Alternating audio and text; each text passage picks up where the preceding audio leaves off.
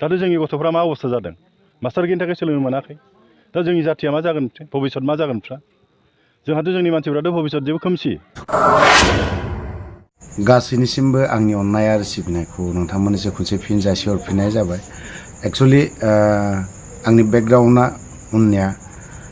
स्क्रिनबो गैया माबो गैया एकदम गाज्रि खाथार आरोखि जों गाज्रि अबस्थानि मानसि ओमफ्राय जेरैबो खैफोदाव गोग्लैनाय मानसि जाय हक मैया दाखालि मोनसे कट गानानै थांबाय खुनुरुखुम खस्थ'नि गेजेरजों दाहार दुफरे माबा माबि होबाय बायनानै दाहार दुहार लाबाय बायनानै कट मोनसे गालायबाय बावहाय गबिन्द चन्द्र बसुमतारिया गोदोनि फार्स्ट टाइमाव एनडिएफबिआव थानाय समाव जेनेरेल सेक्रेटारि आरो सेकेन्ड टाइम आफादगिरि जादों एनडिएफबि प्रग्रेसिभनि बिथांमोननिसिम आं खावलायनाय जोंनि गिदिर केस ना हाइनेस केस बेफोरखौ माला सिफायनानै होगोन जोंहा असान्ति जानानै थायो आं दाखालि सासे दैदेनगिरिनाव बुंहरगौमोन केसनि नामावहाय फैसा बिहरनो दाबो आं दाबो खावलायगोन आरो जुदि बेखौबो जुदि खावलायनायावबो जुदि मानियाब्लाथ' उफाय गैया हाजिरा मावनांसिगोन जों हाजिरा मावनानै सिफायाबा जों उफाय गैला इउपिपिएल सरकारा नैबे गोजोन गोरोबथानि गेजेरजों जोंनि जेसेबां हाइनेस केसफोर बेफोरो उइद्र' जानांगौमोन जायाखै नाथाय दा बेफोरो मा फैनोसो हमदों सुमन लेखासो फैद्लाबाय थानायखौसो जों मोनदों दुखु नांदों गबिन्द चन्द्र बसुमतारि आरो इउपिपिएलनि दैदेनगिरि सिइएम बिटिआरनि ना बिथांमोननिसिमबो आं खावलायदों आंनिल' नङा गोबां सोद्रोमाफ्रानो केस हाइनेस दं नाथाय गावबागावसो सिफायजोबनानै लाजोबदों बेखौ गभर्नमेन्टनि हिसाबै सिफायनो हाया थ' दिनै मालाबाबो सिफायनो हाया दाखालि गबिन्द चन्द्र बसुमतारिया आयेननि प्रक्रियाजोंसो रन्जन दैमारि सारा गगोन होनबा थिगैयासो आं बिनि बेलायाव बाथ्रा बुंनो सानाखै जोंहा केस दं थानाय हिसाबै जोंहा बेखौ देहायाव नाङो मालाबा जों सुमन लेखाया फैयो कट गानायनि दिन तारिख फैब्लानो उन्दुनोबो सुखुवा बा जानोबो सुखुवा दान्दिसेबाबो मानो होननानै बुङोब्ला दिनैबा साखिया मा बुंगोन नैबे मोनसे टेनसना थायो साखिया फैयो थाङो होनानै थाङो सानफ्रोमबो नेक्स्ट मान्थआवहाय माला जागोन दासिमबो थिग जाथ'वाखै उकिला जेब्ला खोन्थाहरगोन जों हामफ्ला सिमफ्लानो खावब्ला सिब्लानो जों ओरैबा ओरै बेबस्था खालामनानैब्लाबो थांनो गोनां जायो थ' एनडिएफबिनि दैदेनगिरिफ्राबो बा नैबे इउपिपिएलआव जायफ्रा हाबनाय इएमफोर एमएलएफोर एमसिएलएफोर बिथांमोना देहायाव नाङोब्लाबो खिन्थु गथ'फोरनि फारसे जोंफोरनि फारसे हाइनेस केस गोनां जायफ्रा सोद्रोमाफोर लिडारफोरनाव गैया एनडिएफबिनि लिडारफोरनाव हाइनेस केस बारा गैया गासैबो सेंग्राफोरनावसो हाइनेस केस बेफोर केसखौ उइद्र' खालामनो थाखाय गभर्नमेन्टनावहाय बेसेबांबा खावलायबाय थादों दिनैसिमबो सिफायना होनो हायाखै बिथां सिएम प्रमद बर'आ जाय हक आं दिनै केसनि बेलायावहाय बाथ्राखौ बुंथ'ला बुंबावनांगौ दङमोन आं उनाव नेक्स्ट भिडिअफोरावहाय आं लाबोबावगोन दाना फैदो डेभेलपमेन्टनि खेथ्रआवहाय प्रमद बर'आ जेब्ला बुंदोंमोन इलेक्शन टाइमाव दिनै 2 बोसोर 3 बोसोर जागुलायलांबाय 2024 मोनफैबा बोसोरब्रै कमप्लिट जानोसै जाहांहां बोसोर माबा सफैगासिनो दङ जेब्ला इलेक्शन केम्पेइनावहाय बुंदोंमोन जों फरायसाखौ जों सिगां नायग्रोगोन होननानै स्कुलनो बायदिसिनानो बेफोरबायदिखौ नायग्रोगोन होननानै सोलोंथाइ बिभागखौ जों सिगां नायग्रोगोन मा होननानै बुंखो बेखौ बिनि उनावहाय थिग आसे जोंबो मानिबाय रायजो राजाया जुदि मानिबाय फोथायबाय दिनै प्रमद बर'आ माबायदि मानसि बेखौ सिनायनो बाखि गैया मोनसे नामखौ सोलायनानै खोन्थाथोन हायोब्ला बिटिसिखौ सेक्रेटारि गेटनि बिटिआर लिरथोन बेखौल' आं खावलायगोन बेखौ UPPL नि दैदेनगिरि जिसिबां सोद्रोमाफोर दं BTC नि सेक्रेटारि गेट मोखाङाव BTR लिरनानै दोन रोखानो हाया जाय हक UPPL सरकार प्रमद बर' सरकार बिथाङा बुंदोंमोन सोलोंथायाव नोजोर होसिनगोन थिगैनो दङमोन नोजोर होनायाबो मोजांमोन सोलोंथाइ बिभागाव नोजोर होयोबा साबसिन जायो मोजांबो जायो खारन सोरनिबा फिसाफ्राबो हयतोबा मोजां लेखा फरायनो मोनगोन नाथाय जों नुदों मा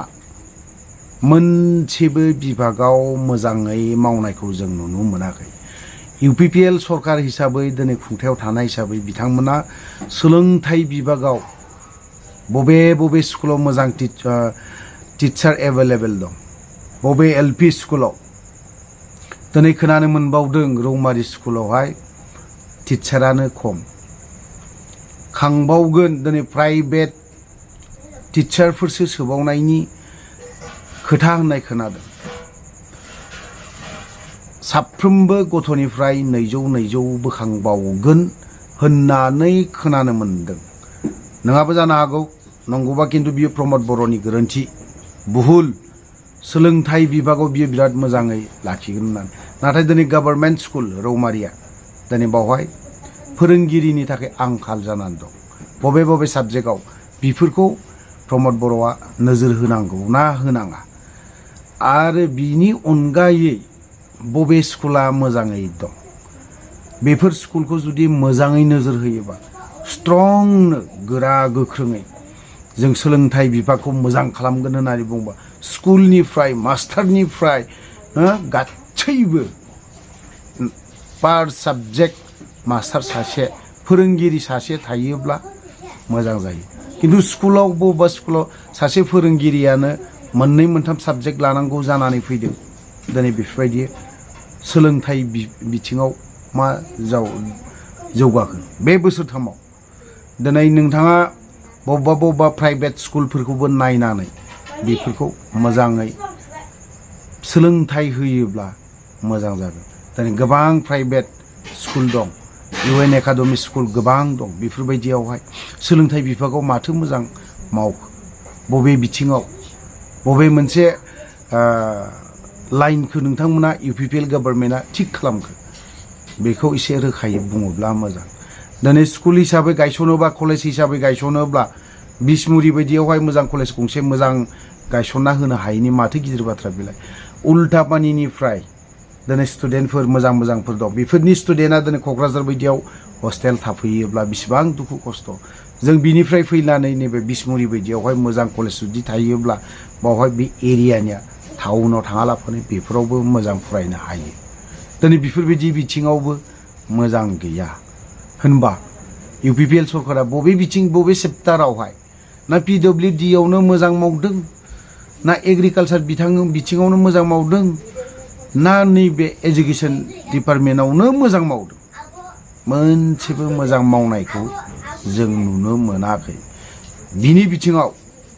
जोबथारनायाव आं मोनसेल' सासे एक्स MLA रिहन दैमारी बिथांनि जाखिनि बाथ्रा बुंनाय मैयानि स्टेटमेन्ट जानांगौमोन बियो मैयानि नङाबा दाखालिनि जागौमोन बियो थेवबो आं बेखौ गोजामब्लाबो नोंथांमोननो ससे होलांनो सानदों थ' लोगोफोर आं बिदिखौ बारा गोलाव खालामा बेवहायनो दोनथ'बाय जय बर' हारिनि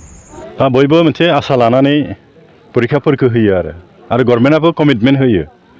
जे नोंसोरो जुदि मास्टार साख्रि मावोब्ला मास्टारनि मावोब्ला टेट परिखा पास खालामनांगोन